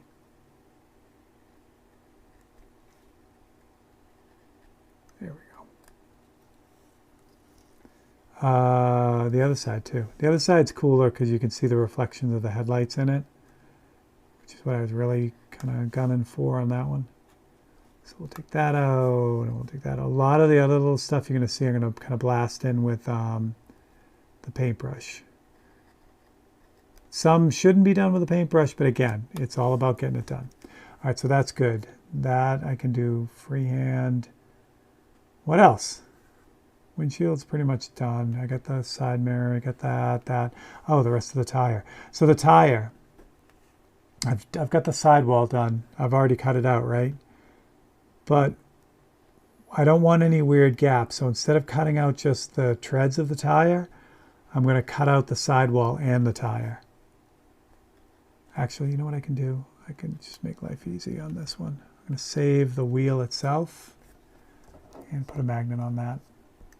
All right, so now I can cut out the rest of the tire. Actually, I'm going to go out beyond the tire, all the way out to here. You'll see what I mean in a second. What else? Oh, I didn't need the other side. I need the treads of this tire. So again, I'm cutting out the whole tire, the inside of the tire and the treads. So that's good. I've got that. Those are good. I'm going to freehand those. That's all set. That's good. That's good. That's good. I do have to get the bottom of this done. Okay, we'll figure it out. Oh, the whole chin spoiler. Okay, that's all right too. All right, so now when I put this on here, I got to line this up again. So the chrome lines up. And I want to make sure the top lines up. Those line up. That lines up. These headlights are wonky too. Whoever owned this car did not, I don't know what's going on with it. But that's okay. It's fine. It's fine. This car essentially also was sold too when I was looking it up. Someone bought this car because it was, yeah, it was for sale. Yeah, that's good. The scoops lined up, the side mirrors lined up. If I miss on this trim, that's fine. I'm going to hand paint it anyway. All right. So see how the cutout down here goes into the shadow? I'm not going to go anywhere near that. I just want to kind of grab the wheel, but I wanted to get this ridge in there if I could. So that's why I did that. Good night, Patty. Have a great one. Thank you for jumping in. You're awesome, as usual. All right. So for this, I'm going to do the same thing. I was going to say I'm going to mix it up, but I'm not. So the dark, this is the 1:1. So I'm going to kind of throw some black in here just to get it started and even out. Same thing up in here. The front edge of this reflection is really nice and dark, so I'm going to do that. But I'm not going to, pull it out into the rest of it. I'll use the thinner black to do that. There we go. Now thinner black is going to do all that, and the darker black I can use for this other tread. Same thing for the side mirror. I'm not going to use this thicker black because it's hard to fade it.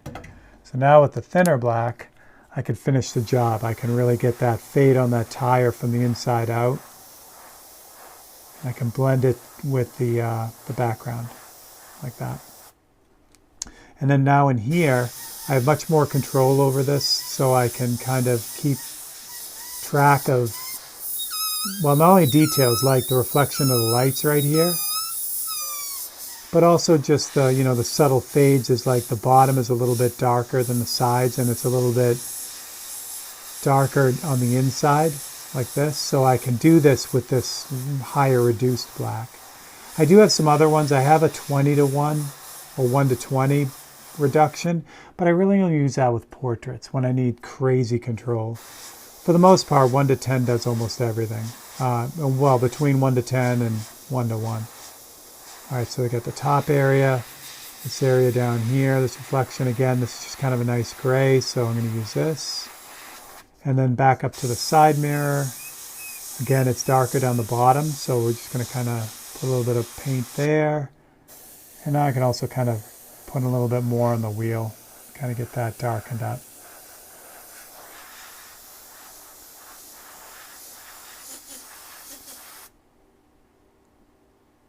Yeah, definitely. I miss Donna too.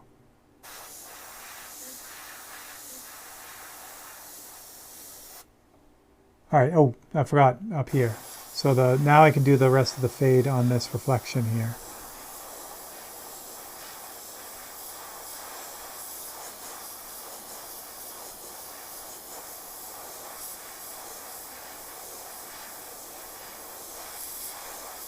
So that turns that really kind of grainy edge into just super smooth. And that's all we need.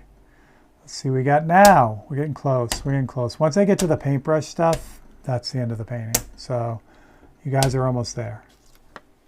Lovely. All right, so I got to get the chin spoiler. I want to do a little bit of fading here. What's going on this fender? I got to get something going on up here on that fender. All right, and then the edge here. Oh, the edge goes off the. I missed the corner is not even on the painting, so that's good. Thank you, Brian, for reminding people to do the algorithmical things. Appreciate that. All right, so let's get the top fender kind of buttoned up, which goes off the page like that. For interest, I will throw in an extra reflection up there just because I think there's not going to be enough going on up there. Like that. What else did I say? Oh, the chin spoiler. I'm going to cut that whole thing out.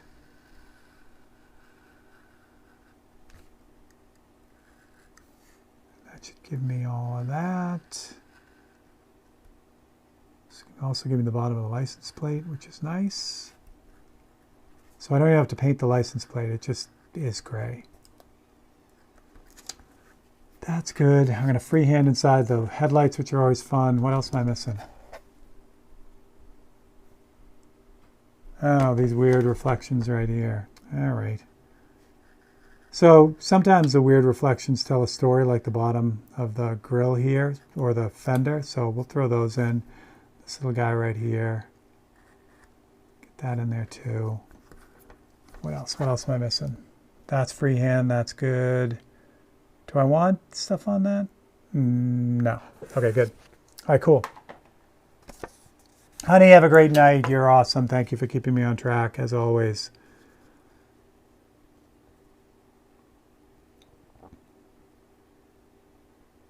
All right. Oh, because I already did that. I get it. Way ahead of myself. I'm like, that doesn't line up down here, but that's the front edge of the chin spoiler, the black area. Which is lovely. It's already done. And that's good up there. That's going to work out. Give me something up there. For this, same deal. Same exact deal. So the chin spoiler, the front spoiler there is really dark. So I'm going to start at the top with the black to kind of save some time, the thicker black. But I'm not going to go all the way down, maybe about halfway. This reflection here is really dark, and the reflections up on the top of the fender are really dark too, so I'll just throw that in there. Now the rest of the way I'll use the thinner black, and that'll take care of the rest of the fade from there. Bobby, what's up, buddy? You're not late, you're just in time. So now I can just kind of slowly add some gray to that chin spoiler until it gets down to where it needs to be. That looks good. Now I should have all the airbrushing done. Mostly, except for the freehand stuff. Oh, I forgot the Pontiac logo, but there's just a hint of it in there, so that's good. Yeah, and actually I saved that chrome piece too. That was a good lineup. All right, so now the next step is to throw in all the paintbrush stuff. So the order of business right now is the paintbrush stuff, which is usually it's the blacks, like the dark details, and then I'll do a little bit of airbrushing to kind of tie it together, and then I'll put the white highlights in, and we're done, and I sign it. So what I do have going on here for your viewing pleasure is the palette camera is ready to go for a change. Like that. Oh, move that. Oh, I don't want to dump that. Actually, I don't even need that anymore. Okay. So let's slide that up so you can see what's going on. Okay, so this, again, it's just white and black that I need for this. I'm going to grab my painty glove because I definitely don't want to get My finger's all over this. All right, so here's the deal with this too. Any of the little airbrushing sins that occurred now can be kind of straightened out. So it's pretty straight ahead. Again, I want to concentrate on anything that's like really dark, like the I guess this little jack slot in that. Any of the tighter details like around the headlights. Again, I could spend hours on this thing, you know what I mean? But I'm going to try to get it done. You know, try to put the information in that that needs to be there, but you know, also leave out the stuff that maybe doesn't really tell the story. So these 543s have been great for me for a lot of reasons. It's given us, you know, the cool giveaway that's been going on for years now.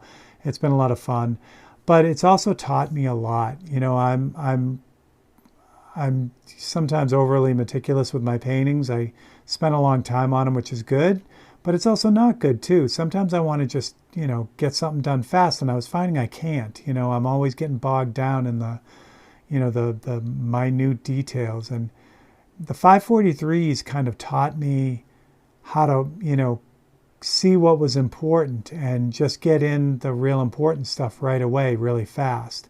And so it's helped me out a lot, and I really enjoy doing them. All right, so this guy comes out to here, and then it's like that, and there's another one on the other side like that. So yeah, so I've been having a good time with them. I think, you know, no matter what happens with everything, I'll always do something like this now. So, you know, just to keep my chops up, which is nice. All right, Pontiac logo.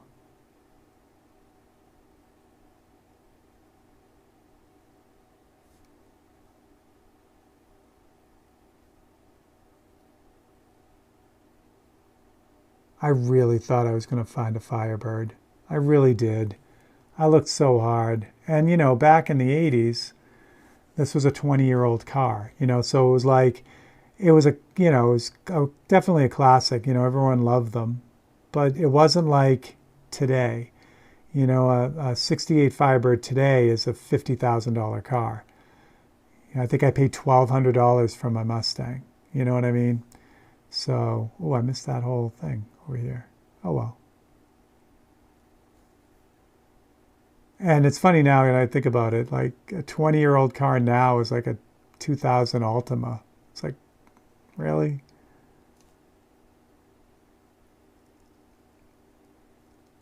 Not to say there weren't, you know, cool cars being built in the 2000s, but nothing like, you know, the 50s, 60s, 70s, and well, not really even the 80s, but definitely the 70s.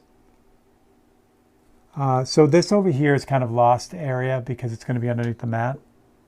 There's a practice I want to try to jump on when you're saying, I saw a video of a guy who does 15-minute paintings in Siltos. Yeah, that goes back to like my schooling. We would, in drawing class, we would have these, you know, rapid fire portrait, not portrait, but figure drawing exercises where you'd have charcoal and a big pad of newsprint, and you had, you know, 5 minutes to do this drawing.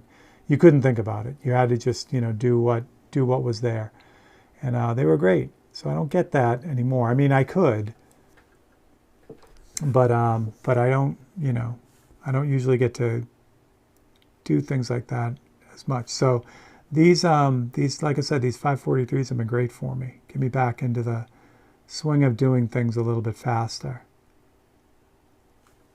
And also being able to let go. You know, like I look at them after and I'm like, oh, there's so many other things I want to do to that. But I'm like, no, now's the time to stop, let it go. And that's really good for me because I don't always get to, you know, feel that way about a painting. It's like, oh, you know, you just keep working on it till it's done. And that's beautiful. And that's what my collectors pay me for. You know, they don't pay me on the big paintings to do them fast and furious, you know? So it's a nice balance. It's a nice balance. What else we got? I don't know. All the windshield wiper stuff. So you kind of see them just kind of bouncing around, putting in anything that's really too small to airbrush efficiently. You know, yeah, could you know, figure out or do like a lot of the stuff freehand or all of it? Yeah, but again, sometimes when you do that, you're you take more time. Like if I have to get like an edge really sharp with just an airbrush and freehand, it's going to take 3 times longer to do that than to use a little shield. Backwife's got her painkillers and heavy. Oh, that's awesome, Ian. You're a good man. This license plate isn't lined up. It got janky somehow, which is fine. So again, this is what I'm talking about. This is where, you know, you clear up the sins of, you know, working fast or whatever. If it doesn't quite line up, you can use a paintbrush and just kind of coerce it into doing the right thing. All right, that's good. Gotta get some airbrushing on that, that Firebird logo. Oh, the wheel, crap. There's not much going on here. Wheels take the biggest hit in these 543s. Sometimes I can get them, you know, like spot on, and then sometimes they're just, you know, they're not quite what they should be. But again, I try. So Brian's going to take his warrior. So that's off the page. But if you want the Firebird painting from tonight, which is kind of cool because I did the whole thing live, you can jump on my site immediately after, and I'll post a picture of it. If whether it's done or not, I think it's going to be done. But if it's not done, I'll still post a picture of it so you can just grab it. All right, treads. Again, you know, they are what they are. I'll leave them like that instead of going nuts on them and putting all stuff. I still got to do the logo. Oh, the other stuff in here. So there's some smaller reflections going on next to the scoops. The 400, which I got to get. I think it's 400. It's the bottom of that. That's good. Again, some smaller reflections.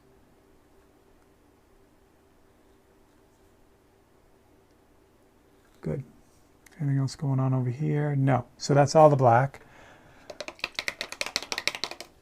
The white's going to wait because we're going to do the freehand stuff now. So the freehand part of the airbrushing is just, again, it's now what I'm doing is I'm going to take the curse off some of the paintbrush stuff that maybe didn't come out right.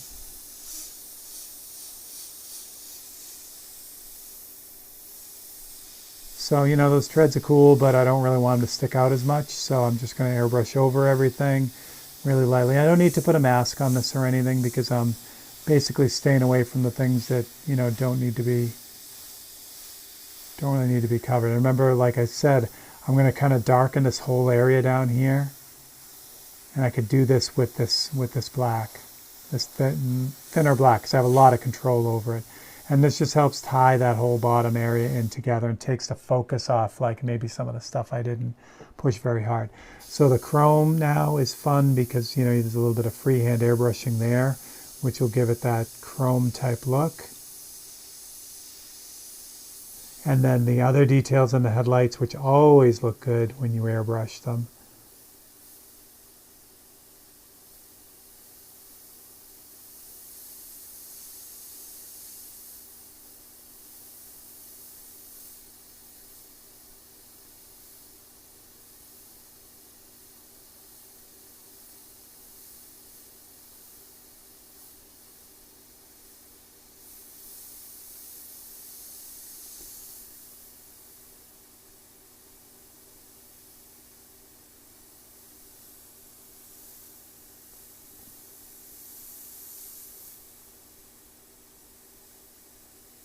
So again, you know, I talk about those photocopies all the time.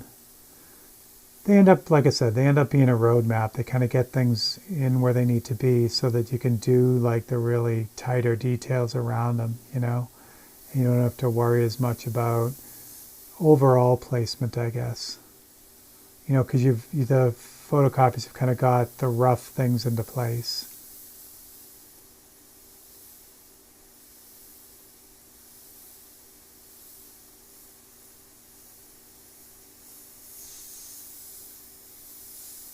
Don't forget, I still haven't done any of the white yet, and that's the fun part because that helps things pop out that need to pop out. Cheers, guys. First time she broke a bone with it. She's being shoulder candy. Oh, God, Ian. That's crazy. First time and, first time and she goes and busts her shoulder. That's quality work right there. Well, I'm glad she's got you to take care of her. So this, like I was saying before, this part of the process is a lot of fun. This is when you can kind of blend these airbrush things together and kind of pull it all together. And it makes it look, in a way that the paintbrush really can't do by itself. So it adds a lot to it,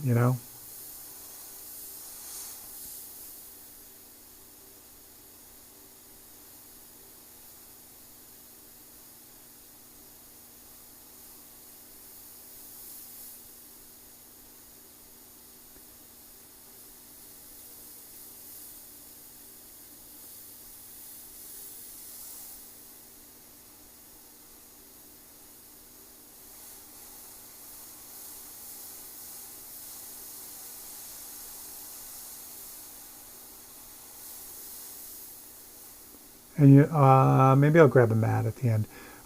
So again, the edges, don't forget, I've painted out about 1/16 of an inch farther. So a lot of the stuff right on the edge isn't going to be seen. Yeah, Bobby knows, but Bobby's already won. So yeah, Bobby's already won this year, so he's good.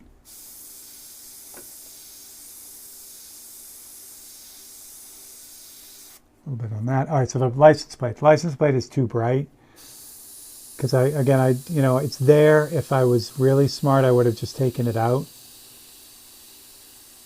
but I didn't think of it fast enough. So we're just gonna again tone it down. So now it's not in your face, and then we'll put a little 543 on it. Oh, I gotta do some jazz up here, some fades and airbrushy things. See, have you ever tried a viewer challenge and then showcase their work on your channel? Just a thought, it might be cool. Yeah, that is kind of cool. No, I've never done that. Yeah, it's good to see Bobby.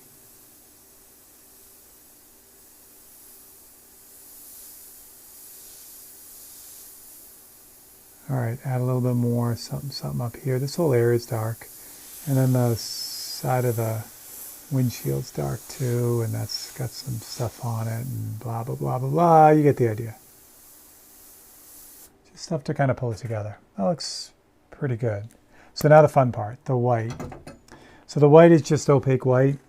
Again, paintbrush stuff. I have to put out a new drop. The white gets hit pretty hard by the wet palette. You have to keep putting out new drops because it sucks up all the water and then it's not opaque anymore, which is bad. So for stuff like this, you need it like really opaque. What I'm thinking about doing is coming up with a wet and dry palette. So a little bit of both. All right, so now the fun part. So any of the areas that have those bright highlights, we can pull those back out.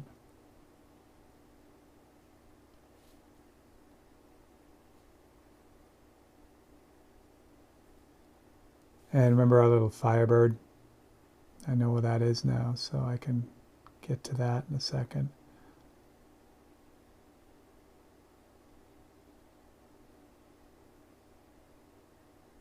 And because I have the halo there, it's pretty easy for me to see where it's supposed to be. So that's cool.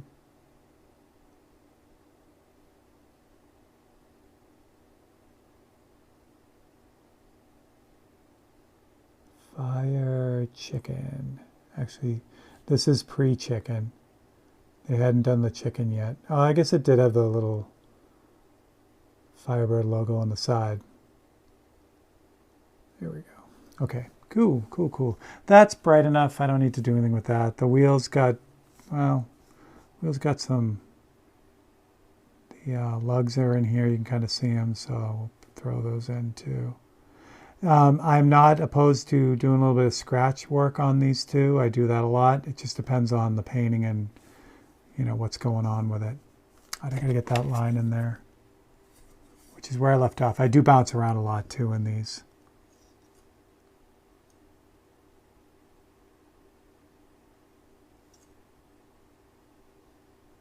Because yeah, I just do. I'm going to put some sort of number up here, even though I'm not sure that it is 400, but it's going to be something.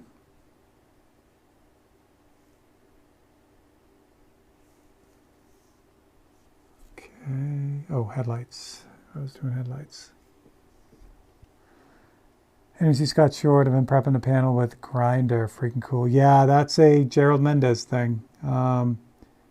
Gerald is the king. Oh, actually, Gerald, and if you want to check out a great artist in that same, in kind of the same grouping, is Dennis Mathewson. Dennis has been doing a lot of his work is on ground metal, and they do an amazing job at that. Headlights. Oh, there's another little thinner line in here. James, have a good one, buddy. Thanks for jumping in.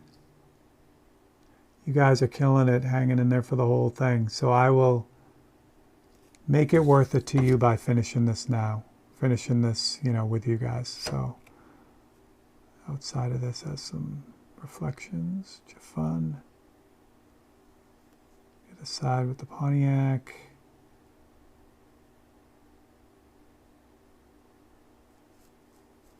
More headlight stuff. Headlights are the window to a car's soul.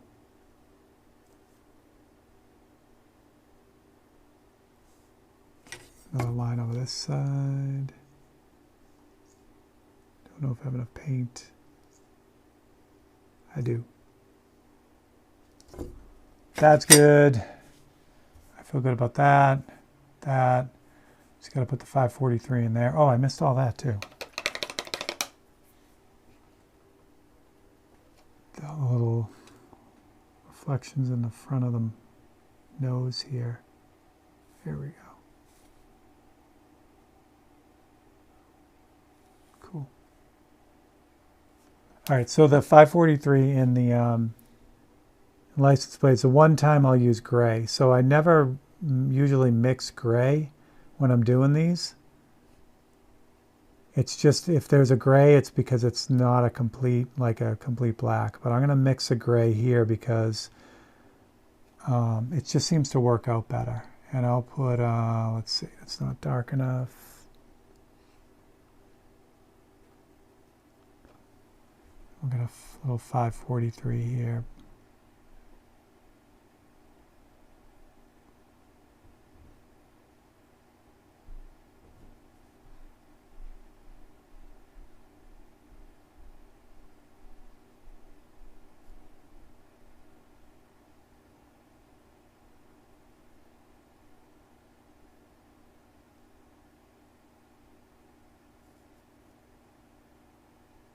And we'll put a little Monday night live on there too.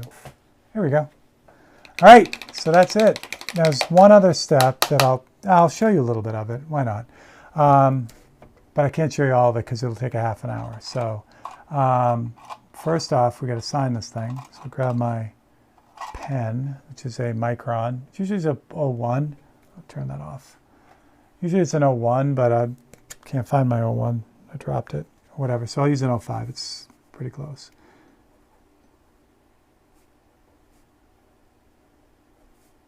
And it's 2025. Lovely. Actually, well, we'll get the pen out. You can obviously use a pen too, especially in like a pigmented pen like this. This is archival and all that fun stuff. So this will work well with the Createx, and the UVLS sealer does a good job on this too. It just goes right over it.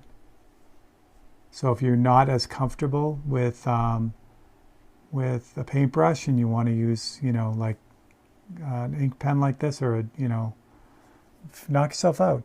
The only thing I haven't found yet is a white pen like this, you know, where that's like pigmented opaque. It's opaque enough. That would be like amazing. So I still use the spring pen and then dip it into the Createx to do like the same kind of pen work with that. All right, so to clear this thing, because they're all, when you get a 543, it's got UVLS on it to protect it. So what I do, and like I said, I'll put the first coat on here. I should do this in a little spray booth, but I'm not going to because you guys won't be able to see it, so I'll do it right here. So first thing I'm going to do is I'm going to switch this over to my other hand so I don't touch the painting. Second thing I'm going to do is make sure the signature is dry because I do this all the time. I grab it and I smudge the signature. So I'll make sure that's good. All right. And now I can take the tape off. Again, I don't want to touch the painting at all with my fingers because if I put a little greasy fingerprint on this, the clear will resist where the fingerprint is. And trust me, it happens all the time. So I want to make sure that I'm not touching the painting at all.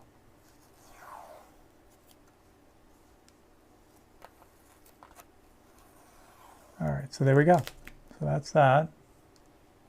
Before I do this, I keep saying this, let me get a mat. I'm going to show you what it looks like. Because again, remember I went on the outside of that. Give me a second. I'm going to go grab a mat. They're right here, so it's not going to take long.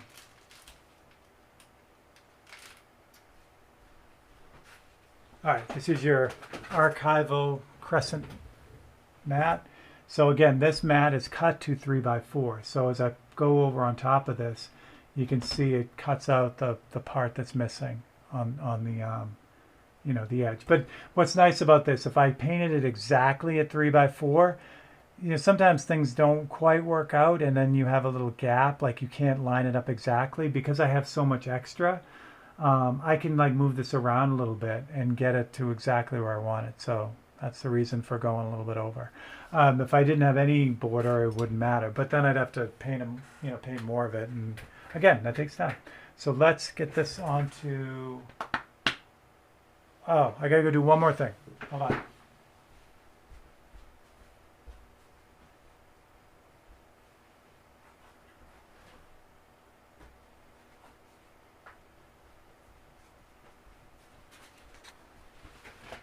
This is my. This is from my spray booth. I have a little spray booth, and all this is a file box top from Staples file box. Put a little bit of tape on that, and then I can, without touching the front of the painting, I can grab the painting, put it on there, and then it sticks right on there, like that. Now normally, like I said, I would bring this into the little spray booth that I have to spray this, but we're going to just do this right here. So what I have here is pre-reduced UVLS satin, and this is 4051, and this is what I use for all the 543s. It works really good. I'll use the Eclipse for this, but the Grex is what I usually use, that tritium. But I have an Eclipse that has a 0.5 millimeter needle and nozzle in it, this one, and this will work for this. So this is already reduced. It takes about 2 to 3 coats depending, and you just want to kind of be reasonably far back, and you want to put a coat on. I don't know if I can get this angle so you can see it, but you want to just wet coat. You don't want it to bead up.